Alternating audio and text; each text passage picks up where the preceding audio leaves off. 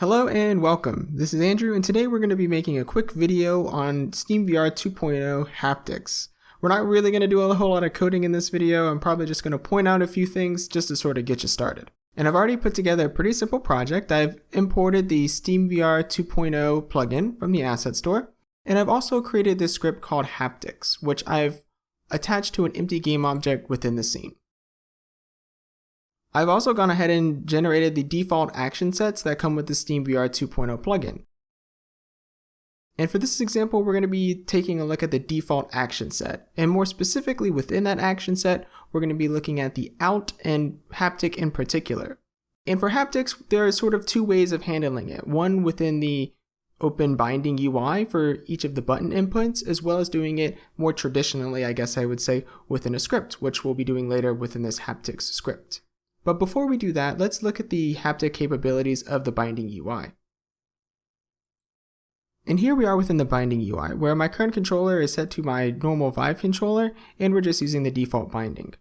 So let's hit edit, and now we're editing our default action set. And I know there are a few people out there who have had some trouble getting to this screen. I certainly did when I was doing the research for this video. And sort of what I did to fix that was I regenerated my action sets a few times, and about the second time I was able to access this menu. But now that we're here, the first thing that we're going to look at is this trigger here, where we can see some of the haptics that have been included within this button click. So if we hit this little pencil icon here, we'll have this gear, and if we click on that, it's going to give us some sliders. Now these two are not necessarily related specifically to the haptic action, but it does sort of inform how it's going to be triggered. And this basically means once we've sort of held down the trigger 25% in, it's going to be triggering this haptic pulse down here, where we have these sliders that we can play with, including the amplitude, the duration, as well as the frequency of that pulse. And these haptic properties are going to be applied to our trigger button once it's clicked. So there isn't any real programming or anything that's involved with this. It's just directly tied to when we press the trigger, SteamVR is going to be taking care of that haptic feedback for us.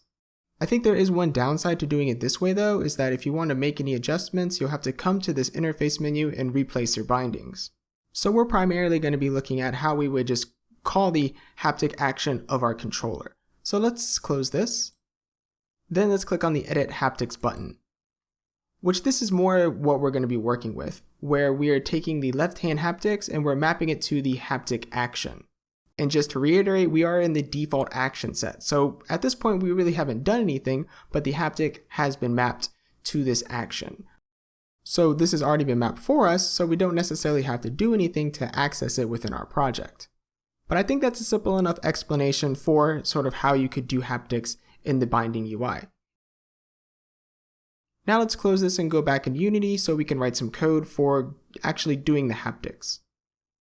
Now that we're back in Unity, let's open our haptic script. Alright, so now that we're in Visual Studio, within our haptic script, we're going to write a few statements so we can make our controller rumble when we've pressed our trackpad. I think that's sort of a good use case to basically show you how to do that. But before we get into that, I want to sort of direct your attention at a script that's already included in the SteamVR plugin.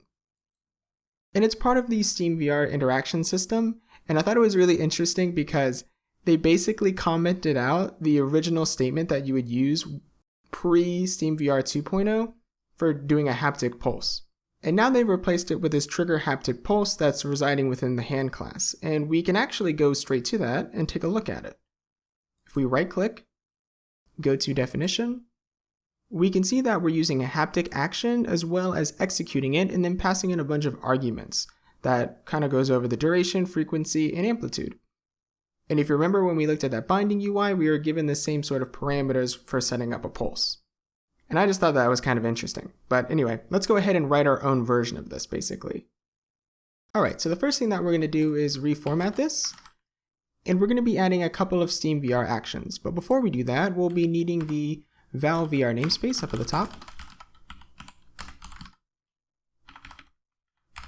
And we're going to have those two actions. The first one is going to be a vibration action, and another one's going to be a Boolean action for our trackpad. And that's basically so we can trigger the haptic action. And once we sort of write that out, it's pretty simple. So the first thing that we're going to create is that vibration action.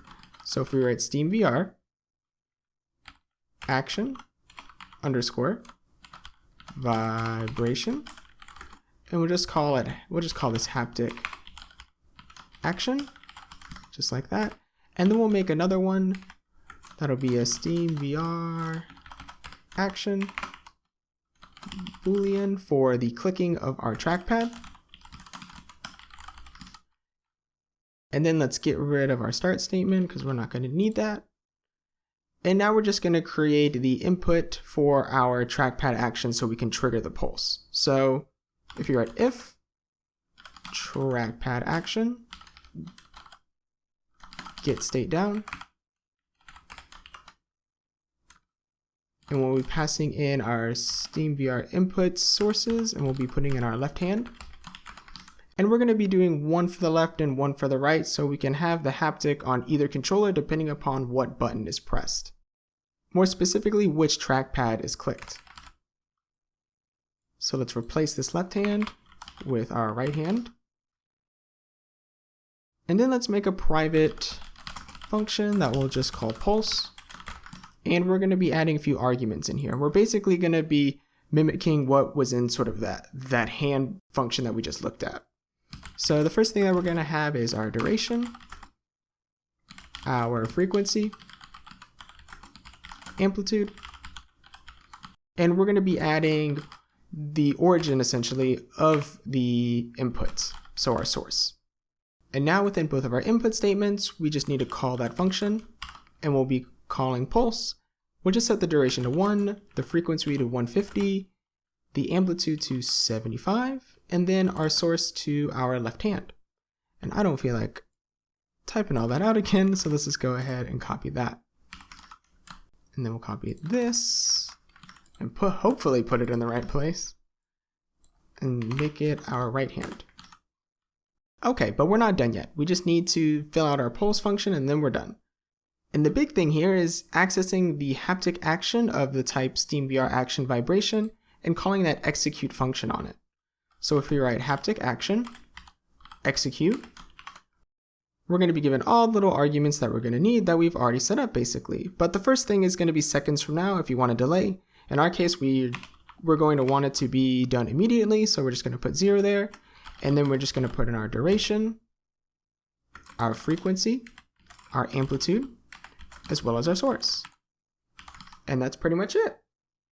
But let's also add a debug statement so we can see what our haptic is doing and what controller it's happening on. So if we just do a print, we'll just write pulse, add a space, and then we'll just use our source in a toString so we know which controller it's coming from. And I think we're good. Now let's go into Unity and see if this works.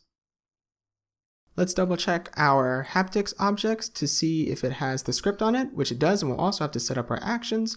But before I forget, I want to make sure to add the set on load for our action set, and we'll be setting it to the default. And this just makes sure we're using the correct action set so we have access to that haptic action that we're going to be using in this script.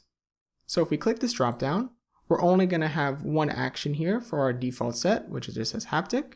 So we'll click that, and then for our trackpad action, which we'll be using to sort of trigger that haptic, we're going to be using teleport, which is just the thumb pad being clicked down, or the trackpad. I use those interchangeably. So let's go ahead and click that. Now let's hit play and see if this works. And let's make sure our debug is being shown, clear out our console, click into our game view, and let's hit our trackpad. Oh, and there we go. Wow, I'm actually just kind of surprised that worked. So as I'm hitting the trackpad on my right hand controller, you can see that we're getting our console printout and my controller is vibrating, and you'll know that it's vibrating obviously because it's vibrating, but the green light will also change to white. So if you have a really low setting for your haptic feedback, make sure you're looking at the light to see if it's at least being fired correctly. And this code is only going to create one pulse. If you want something that's going to create 3 pulses, you most likely need to write a coroutine for that. But I think that about does it for this video. If you found this helpful or you need any help, please feel free to leave a comment below, and I'll see you in the next one. And before I go, I just wanted to say that this video is brought to you by Big Apple Buddy. Big Apple Buddy is a shopping concierge service that helps people around the world buy from US online stores. They'll take care of your entire purchase, so you don't have to lift a finger. Simply get in touch and they'll send you a free quote for your items within 24 hours. If you decide to go ahead with your purchase, they'll purchase the items for you and send them right to your door. And for your first purchase with Big Apple Buddy, you can get $10 off your first purchase by using the code AndrewVR. You can use this for purchasing VR tech like the Samsung HMD Odyssey, or my new personal favorite, the Oculus Go. And that's about it for now. I'll see you all in the next video.